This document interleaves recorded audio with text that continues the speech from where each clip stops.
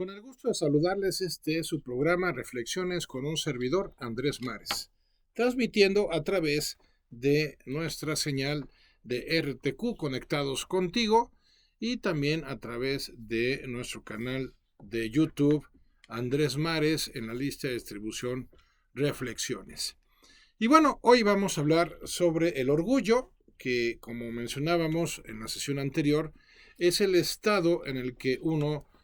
al que uno accede una vez que ha logrado trascender el nivel de la ira. El orgullo, pues, es una de las pasiones que caracterizan la naturaleza humana y está diseñada, pues, para mantener, digamos, en un sentido positivo, mantener resguardada nuestra dignidad. A través del orgullo bien encausado, pues evitamos que se abuse de nosotros, evitamos que se nos humille, evitamos ponernos en una situación de, pues, dejadez, en una situación en la cual se nos pueda manipular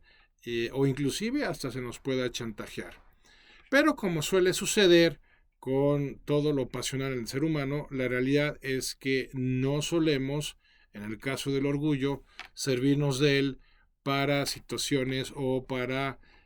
consecuencias positivas, sino que más bien nos dejamos embargar por la experiencia intensa de él para apartarnos de los demás, para generar un tipo de distanciamiento a través del cual pretendemos generar un tipo de castigo, un tipo de sanción a los demás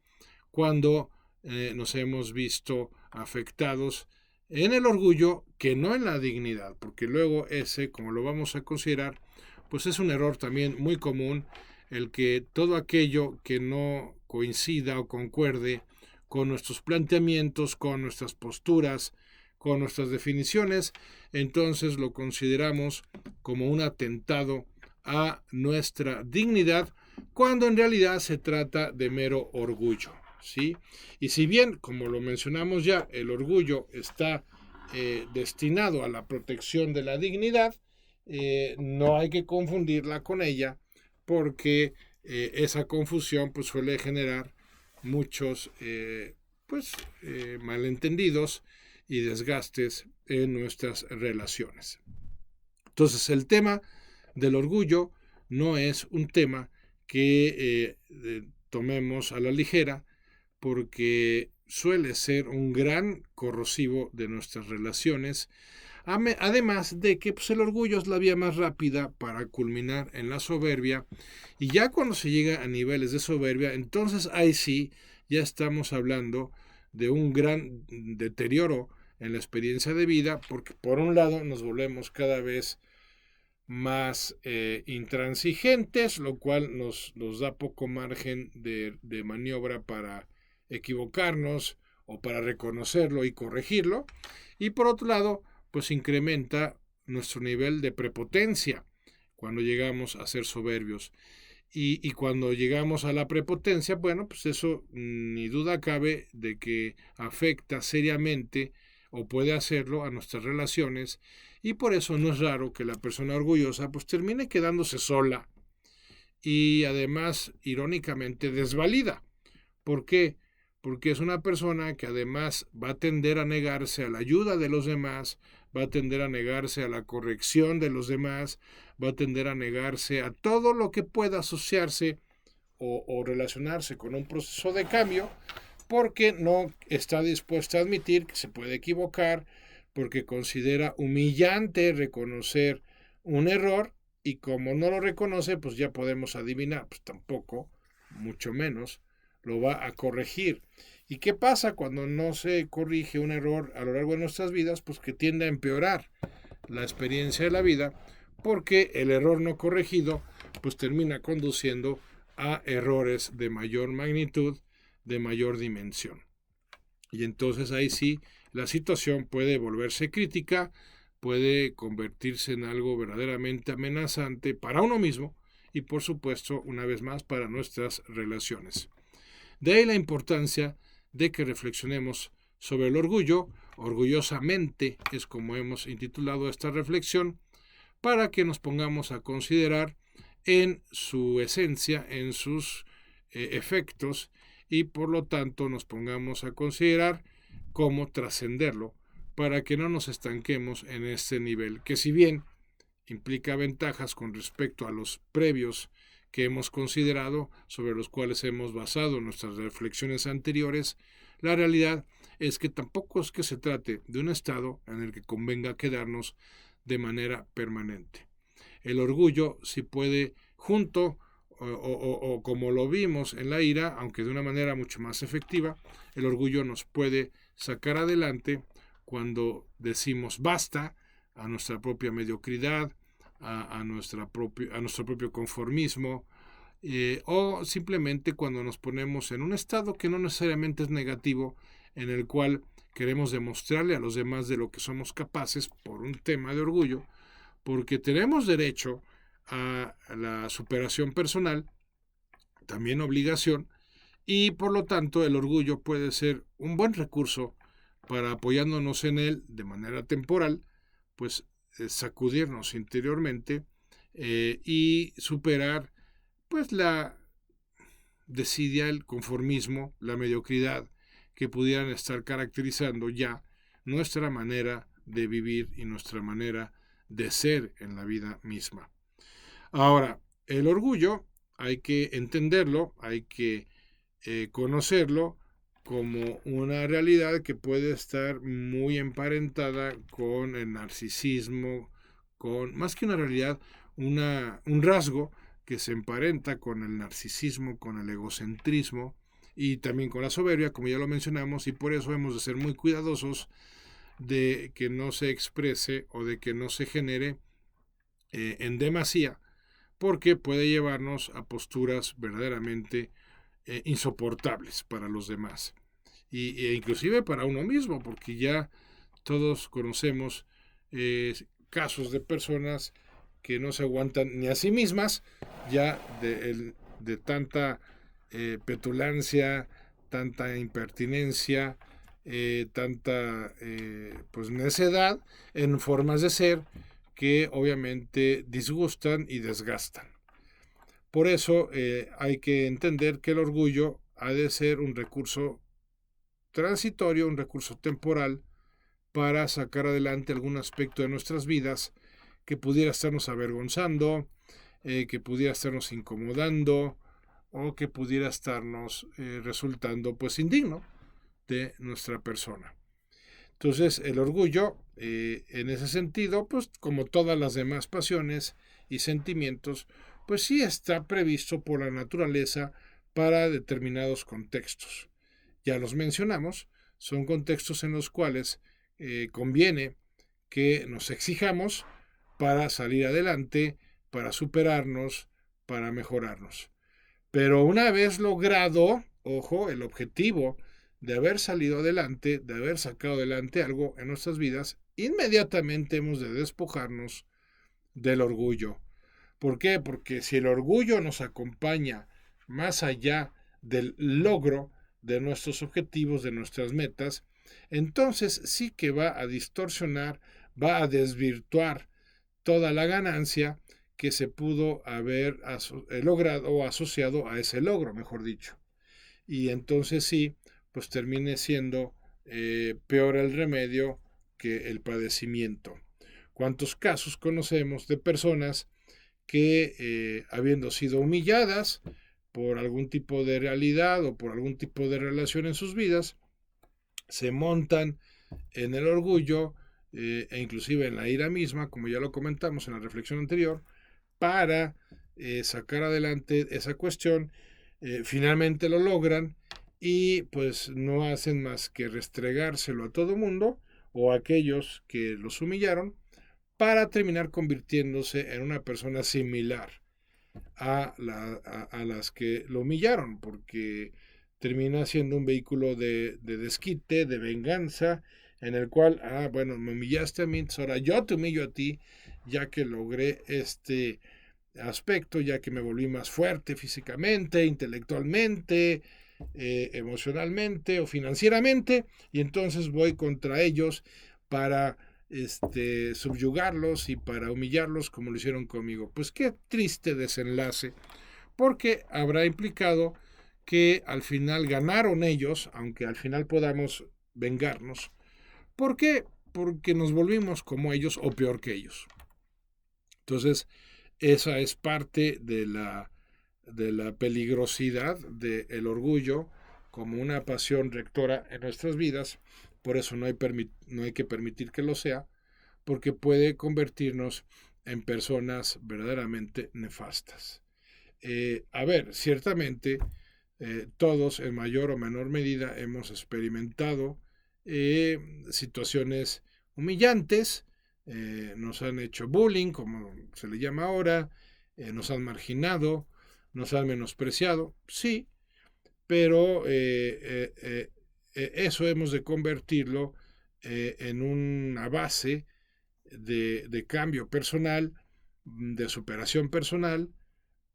para evitar que se nos vuelva a humillar, para demostrar de lo que somos capaces, hasta ahí va bien, pero de ninguna manera para desquitarnos, porque entonces ya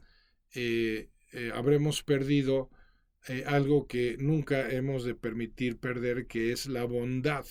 en nuestra forma de proceder. Claro, vivimos tiempos violentos, vivimos tiempos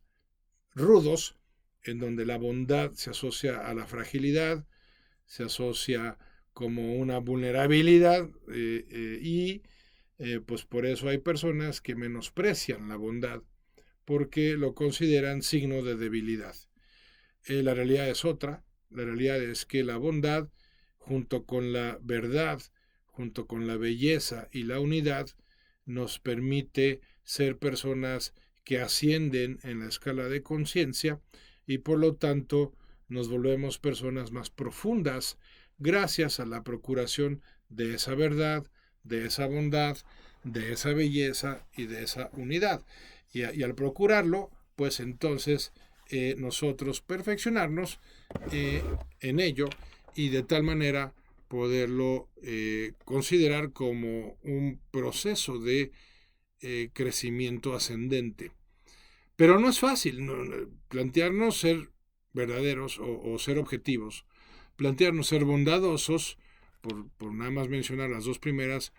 pues no va a ser fácil porque exige desarrollo de hábitos, exige cambios de mentalidad, exige esfuerzo, exige dedicación, exige determinación y por eso pues es más fácil caer pues en la emotividad negativa que termina conduciéndonos a estados impulsivos en nuestra forma de ser. Y en esa impulsividad, bueno, pues lo único que estamos haciendo es deteriorar nuestra experiencia de vida y al deteriorar nuestra experiencia de vida, lo único que estamos logrando es que con ella también se deterioren nuestras relaciones. Por eso hay que ser muy cuidadosos de la persona en la que nos convertimos cuando decidimos seguir ciertos procesos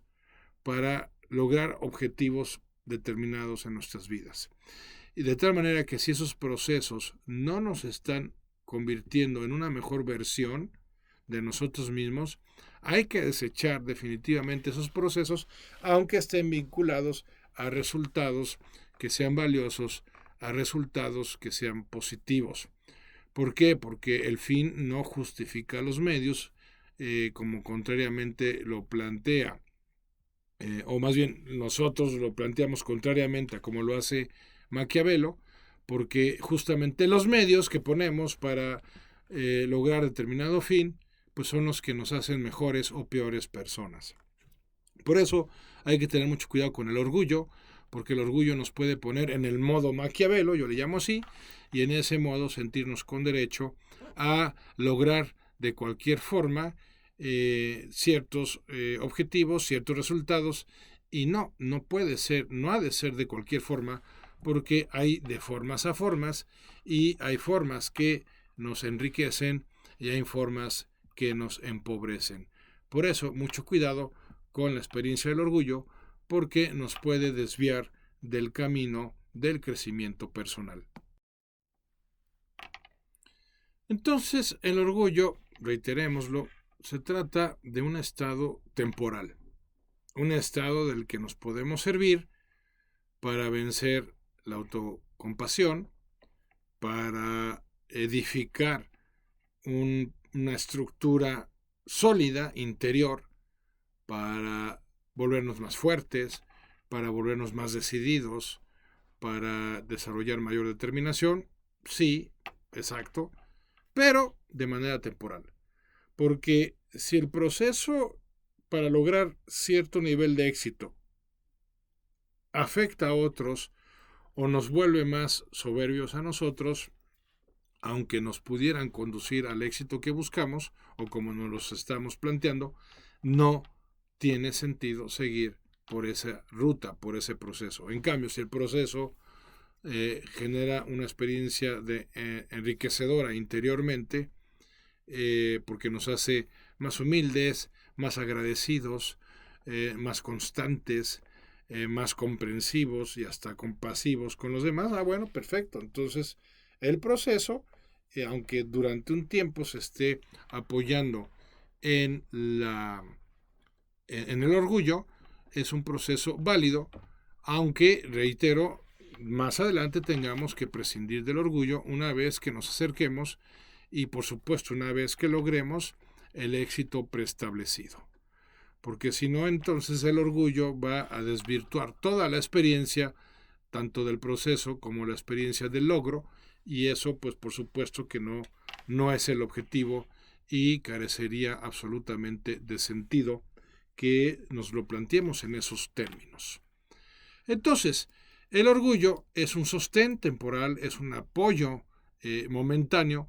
para vencer la inercia negativa de la autoconmiseración, del victimismo, vaya. Muchas personas que se sienten víctimas, pues por supuesto que difícilmente van a salir adelante en sus vidas, porque al sentirse víctimas, pues se van a poner en una situación o en una disposición de autoconmiseración, de autocompasión, que termina, ¿no?, materializándose en una disposición de autocomplacencia, ¿no? Y es cuando se abren las puertas de los vicios, que luego culminan en adicciones, porque la gente buscó a través de la experiencia del placer compensar su habitual experiencia de insatisfacción, pero de una manera definitivamente indebida, porque lo único que hacemos al buscar saturarnos de experiencias de placer, pues lo único que hacemos es abrir las puertas de la adicción, que nos conducen a un destino que nadie quiere, porque tiene que ver con la autodestrucción. En cambio, la persona que, basándose en el orgullo, se exija de tal manera que logre rebasar los límites de la autocomplacencia, bueno, pues entonces en un contexto de excelencia va a desarrollarse físicamente, intelectualmente, que cuando procuramos el desarrollo físico e intelectual, pues entonces ya estamos abriendo las puertas para el desarrollo emocional, para el desarrollo volitivo en nuestras vidas. Pero si no nos exigimos en lo físico y no nos exigimos en lo mental, pues entonces seguiremos siendo presa de lo emocional, seguiremos careciendo de fuerza de voluntad interna para, pues, decir basta y decidirnos a salir adelante en cualquier situación adversa que se presente en nuestras vidas, o para recuperarnos de alguna experiencia fuerte de pérdida, de alguna experiencia fuerte de rechazo o de una experiencia muy dolorosa de fracaso. Entonces el orgullo herido en ese contexto pues puede impulsarnos para diciendo basta, voy a salir adelante, ya voy a dejar de quejarme, ya voy a dejar de compadecerme y, ojo, muy importante, voy a dejar de justificarme, y entonces sí me voy a plantear un esquema de desarrollo personal que, respaldado por ese orgullo, me lleve a recordar que tengo derecho a una mejor experiencia de vida. Claro, derecho que materializamos a través del esfuerzo personal. Porque luego tenemos una tendencia insana de reclamar nuestros derechos, pero de una forma indebida, ¿no? Pretendiendo hacer realidad un derecho, quitándole algo a alguien o desquitándome con alguien, cuando esa manera de pretender ejercer un derecho, pues no hace más que, ¿cómo podríamos decir? No hace más que convertirnos de una forma indigna, pues en una peor versión de nosotros mismos, lo cual es una paradoja porque se trata de que el orgullo esté al servicio de la dignidad y no de que por orgullo caigamos en cosas indignas, que es la historia, hay que decirlo, de muchas personas. Por eso la importancia de entender la dinámica, la naturaleza del orgullo, para que nos sirvamos temporalmente de él y no permitamos que se convierta en un rasgo característico para el resto de nuestras vidas. ¿Por qué? Porque además es fácil que el orgullo se alimente de resentimientos.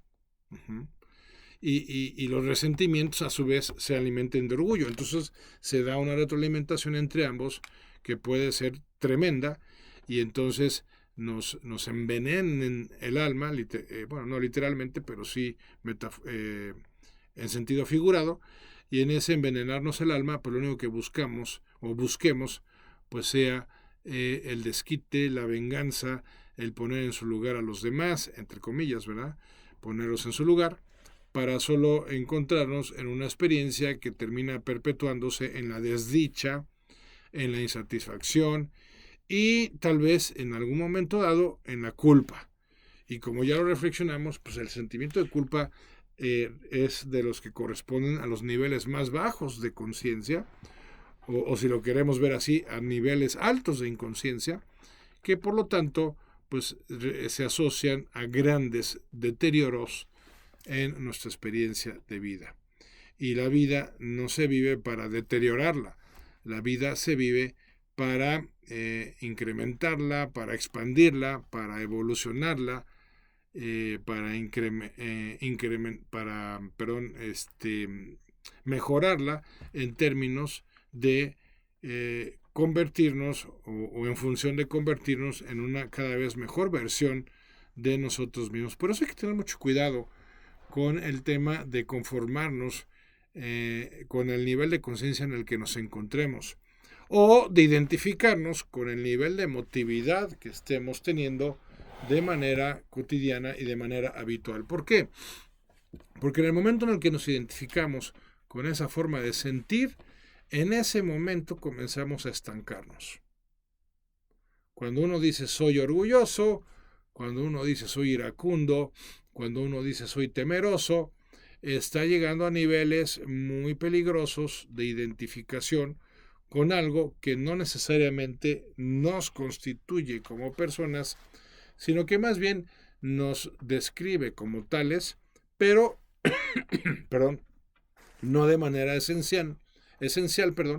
sino de manera accesoria, de manera circunstancial. No es lo mismo que yo diga que soy una persona orgullosa a que yo tenga experiencias de orgullo cuando lo ameriten ciertas situaciones en las que se me pretende poner en desventaja. Otro contexto en el que el orgullo puede ser funcional es cuando decidimos terminar con una relación que ha sido tóxica, que ha sido dañina de manera permanente durante mucho tiempo y en donde ese orgullo hace posible que nos demos nuestro lugar y le impongamos límites a otras personas o a otras relaciones que en realidad están siendo destructivas para nosotros. Y recordemos que una relación tendría que ser constructiva, tendría que estarnos aportando a cada uno de nosotros de tal manera que promuevan nuestro crecimiento personal. Pero si una relación no está aportando, entonces, ojo, lo más probable es que una relación nos esté quitando. Y entonces, cuando se llega a niveles de toxicidad, ojo, hay que ponerle un alto a esa relación o por lo menos un ultimátum, y el orgullo para esos casos nos puede servir como un buen apoyo, como un buen respaldo. Pero cuando el orgullo se trata simplemente de que si no haces lo que yo digo, entonces hazte a un lado, ahí ya no estamos hablando del orgullo que haya que procurar mantener, porque está destrozando nuestras relaciones. Entonces, el doctor Hawkins nos plantea que el orgullo es una carga innecesaria y un apoyo frágil que, paradójicamente, además de ser vulnerable a el error personal, llega a provocar y atrae el ataque. Se basa en la falsa presuposición, continúa el doctor Hawkins, de que nuestra valía intrínseca es una variable definida. La aceptación de uno mismo es el resultado de renunciar a la duda de qué es lo que me hace valioso. Y esto es muy importante porque luego el orgullo es una pretensión de querer de alguna manera a través de ciertas de ciertos niveles de experiencia tratar de demostrar nuestra valía personal. Por ejemplo, tratar de demostrar que somos valiosos por las posesiones que tenemos, o tratar de demostrar que somos valiosos por lo impactante de nuestro trabajo, o tratar de demostrar que somos valiosos por el tipo de relaciones con las que convivimos, en fin, que en realidad nada de eso nos hace valiosos, y esto hay que tenerlo bien presente. Ya somos valiosos independientemente de lo que tengamos o no, independientemente de lo que hagamos o no, e independientemente de con quién nos relacionemos. Por eso, servirnos del orgullo para pretender una expresión de valor personal, pues es una trampa que no suele terminar bien, porque no tiene que ver con nuestra valía personal. Continúa el Dr. Hawkins afirmando: todo lo que existe es intrínsecamente igual por virtud de su creación y de la fuente de dicha creación. ¿Sí? O sea, como no somos nuestra propia creación, por lo tanto nosotros no somos quienes nos asignamos valor o creamos valor en nosotros mismos. Ya ese valor nos viene asignado pues por nuestra fuente, por nuestro origen, pues que es Dios, ¿no? Pues ¿quién más? Dios es el creador del ser humano y por eso es el que nos otorga valor personal. Pero cuando el valor personal lo seguimos atribuyendo a algo que hacemos o tenemos, o a alguna cosa que corresponda a una cualidad o talento personal, pues claro, pues cuando por alguna razón o por diversas razones perdamos lo que tenemos o nos veamos impedidos para hacer lo que realizamos o simplemente estemos incapacitados para el ejercicio de nuestros talentos, bueno, pues entonces se nos viene el tema de la identidad abajo, se nos desploma y nos sentimos carentes de valor. De manera indebida, porque no es así. El tema del valor es un tema que corresponde a la experiencia del ser, no a la forma de ser como experiencia cotidiana en cada uno. Por eso hay que tomar en cuenta que el tema de la autoestima, la realista, como la llama el mismo doctor Hawkins, es la que se basa en satisfacer principios de integridad. De modo que la intención se convierte en un factor importante y menos vulnerable que los resultados idealizados. O sea, cuando nosotros basamos nuestra autoestima en dones o talentos, pues vamos a estar diseñando una autoestima endeble, frágil. ¿Por qué? Pues porque siempre nos vamos a topar con personas más talentosas o con mayores dones que los que nosotros poseemos. Por eso el tema de la integridad tiene más sentido como cimiento de la autoestima, es decir, que mi autoestima se base en mi capacidad para hacer realidad mis principios, el que se me reconozca como una persona íntegra, como una persona de principios, eso sí puede validar una autoestima sólida. ¿Por qué? Porque en primer lugar los principios rigen la naturaleza humana. Y en segundo lugar, porque depende completamente de uno el que se decida vivir conforme a esos principios o no. No depende de otros, no depende de situaciones circunstanciales, no depende de condicionamientos externos, sino que depende de la propia determinación el que uno viva conforme a esos principios. Claro, si hay casos en donde en la infancia hay personas que tuvieron la experiencia de un amor incondicional, pero la mayoría de las personas pues no es el caso, y por lo tanto el que se esté mendigando el afecto de los demás, la atención de los demás, pues no es la vía para lograr una auténtica autoestima. Basando esa autoestima en una realidad profunda como lo es la experiencia del ser, como lo es el compromiso personal de vivir conforme a principios universales, hace posible que entonces sí hagamos realidad la aplicación del antídoto del orgullo, que es la humildad. Y junto con la humildad, el compromiso para ser personas íntegras. Y entonces ahí sí ya podemos empezar a trascender el orgullo. ¿Por qué? Porque al volvernos personas íntegras, deja de tener relevancia en nuestras vidas el que tengamos o no la razón, o el que se reconozca que la tenemos, o el que no se reconozca que la tenemos, que es en lo que muchas personas se enganchan, y por eso su vida gira en torno a lograr imponerse, a lograr demostrar que se tiene la razón, y una vez que se ha demostrado, restregárselo a aquellas personas que no lo reconocían, y en fin, todo ese juego de pasiones que están implicadas en el proceso del orgullo, que lo único que hace es que terminemos generando relaciones perder-perder, en donde pierde la otra persona y pierdo yo, porque no se logró un nivel de comunicación, porque no se logró un nivel de convivencia que esté más asociado a la experiencia enriquecedora de compartir la vida con alguien, sino que más bien esté ligado a la desgastante experiencia de estar rivalizando con alguien. No es lo mismo plantearnos relaciones en las cuales busquemos a través de la convivencia una aportación en común para mejorar la experiencia de vida de cada quien,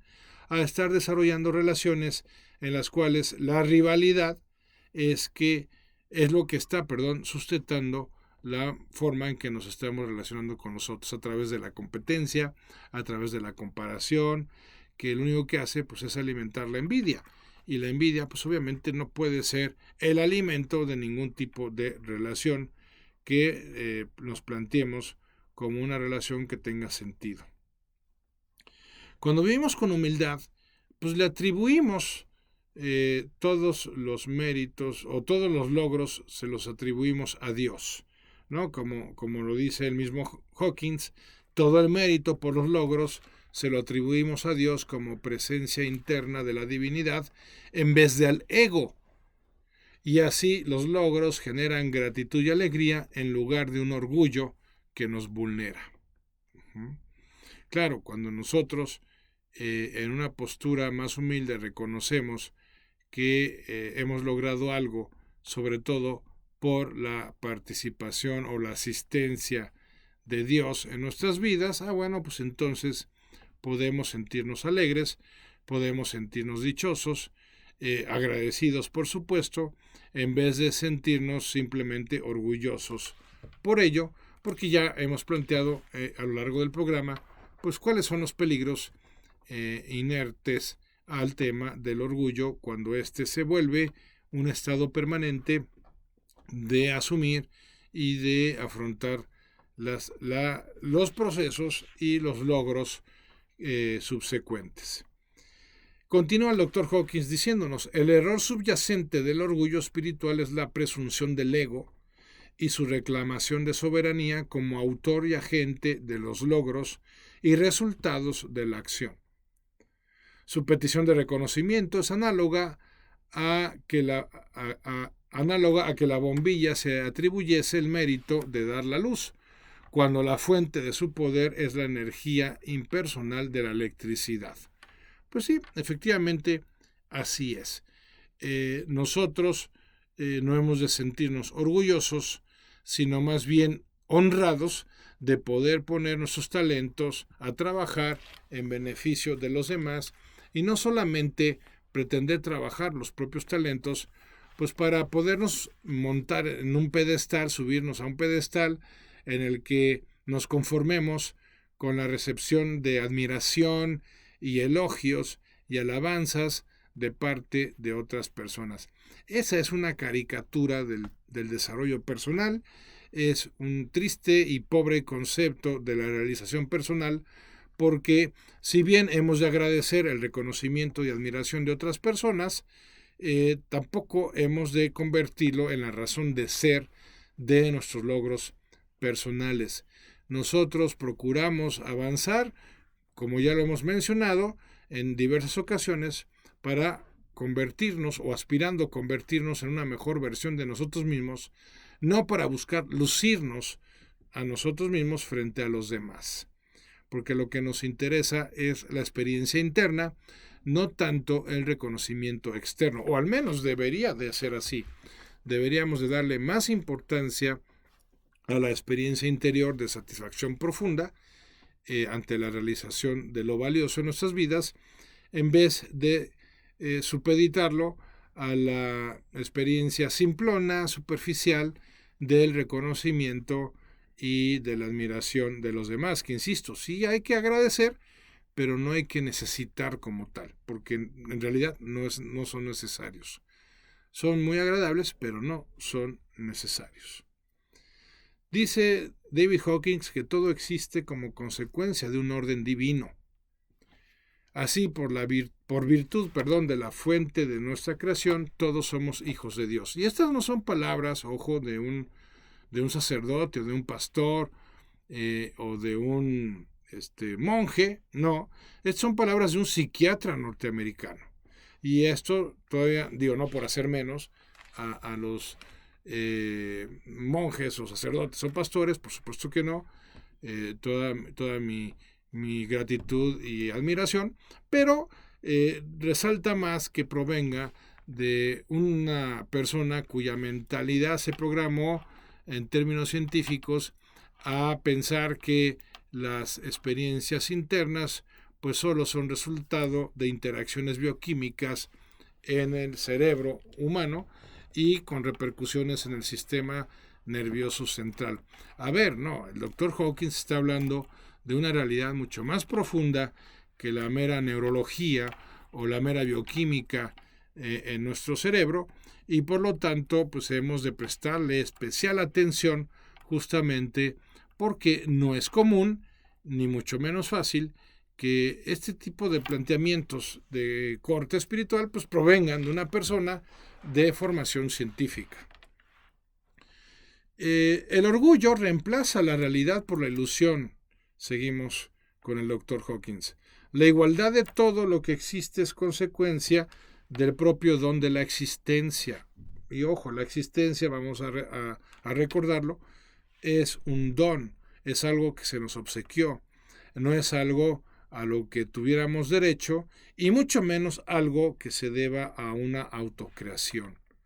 La existencia nos fue dada, nos ha sido obsequiada y por lo tanto ha de convertirse en el soporte, la base de nuestra experiencia de vida, humilde, dócil y agradecida. Porque justamente la persona pretenciosa, la persona orgullosa, pues pareciera ser que es su propia creación y resultado de su propio poder personal, y pues la realidad es otra, muy distinta. La realidad es que ni siquiera podemos nosotros determinar nuestra estatura, ni siquiera podremos determinar cuántos días más vamos a vivir. La realidad es que formamos parte de un designio divino que cuenta con nosotros, pero que no necesita de nosotros. Es decir, toda la realidad del designio y la providencia divinas se va a hacer con, sin o a pesar de nosotros. Ahí nosotros elegimos y ojalá elijamos hacerlo con la providencia divina en vez de a pesar de la providencia divina, o que la providencia divina, mejor dicho, se haga realidad a pesar de nosotros. Eso sí que sería lamentable y es en lo que acaban muchas personas que, empezando por ser orgullosas, pues terminaron siendo lamentablemente soberbias. Continuamos con las consideraciones del Dr. Hawkins y nos dice que la paz interna es consecuencia de la humildad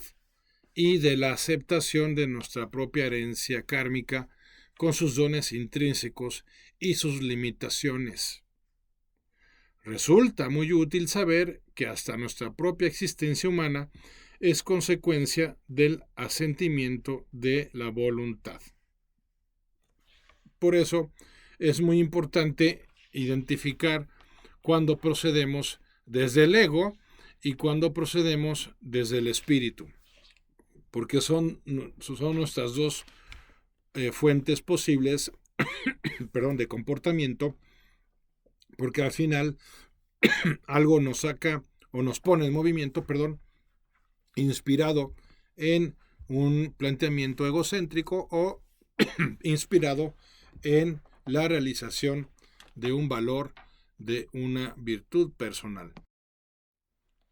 Entonces, cuando es la humildad el cimiento de nuestra percepción de las cosas, pero también el cimiento de nuestro comportamiento, contamos con una base sólida que corresponde a la realidad de las cosas,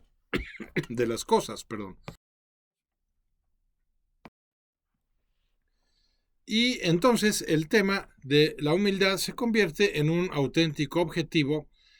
no solo para trascender el orgullo, sino para realmente poder aspirar a una experiencia de paz. Porque mientras sigamos pretendiendo la paz